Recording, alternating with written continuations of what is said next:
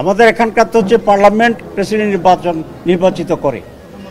তো ঐকমত্য কমিশন যেটা রেফার করেছে সেটা হচ্ছে প্রেসিডেন্ট নির্বাচনটি গ্রাসরুট লেভেলে আপ টু মেম্বার পর্যন্ত ইলেকট্রাল বডি তৈরি হবে, এটা প্রায় 70,000, এবং তাদের মাধ্যমে উনি ডাইরেক্ট ইলেক্টেড হবেন।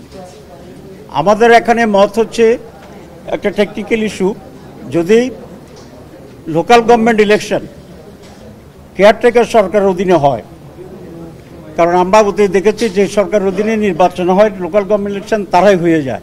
তো সুতরাং এখানে 70,000 লোক আর 70 লক্ষ লোকের এখানে কোনো ব্যবধান নেই। সেজন্য আমরা দুটো কথা বলেছি, যে প্রথম হচ্ছে কেয়ারটেকার সরকার অধীনে লোকাল গভর্নমেন্ট ইলেকশন হইতে হবে, যেখানে ফেয়ার ইলেকশনের মাধ্যমে মেম্বাররা ইলেক্টেড হবে এবং তাদের নিয়ে যে কনস্টিটিউয়েন্সি তৈরি হবে সেটির ব্যাপারে আমরা ডাইরেক্ট ইলেকশনের পক্ষে।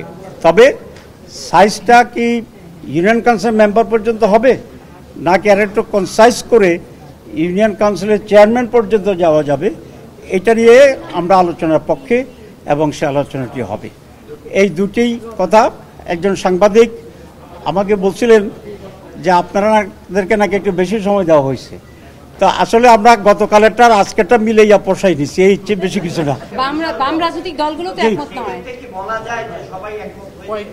আমি সবাই তো বলি না, আমি বলছি বেশি সংখ্যক দল, তো কম সংখ্যকের ভিতরে বিএনপিও আছে।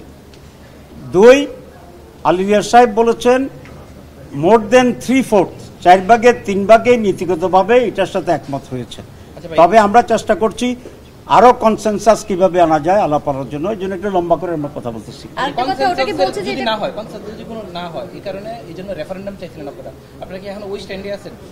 আমরা আরো অনেকগুলো পয়েন্টস তো আছে, আলোচনা হবে। আমি যেটা বলেছি যে ঐকমত্য বলতে যদি শতভাগ হয় তাহলে ইট ইজ ইম্পসিবল, বিকজ 30টা দল আছে। সুতরাং ঐকমত্যের ব্যাপারটিও একটু কনসাইজলি কনসেপ্ট তৈরি করতে হবে, যে এতটা হইলে এইভাবে হইলে ঐকমত্য হয়ে যাবে। সব বিষয়ে যেখানে যেখানে কন্ট্রোভার্সি থাকবে, ডিফারেন্স থাকবে, আমরা সেই জন্য বলেছি ওইগুলা ডিফারেন্স সহ, নোট সহ গণভোটের জন্য দিয়ে দেওয়া। লেট আমাদের জনগণই এটার উপরে চূড়ান্ত সিদ্ধান্ত নেবে।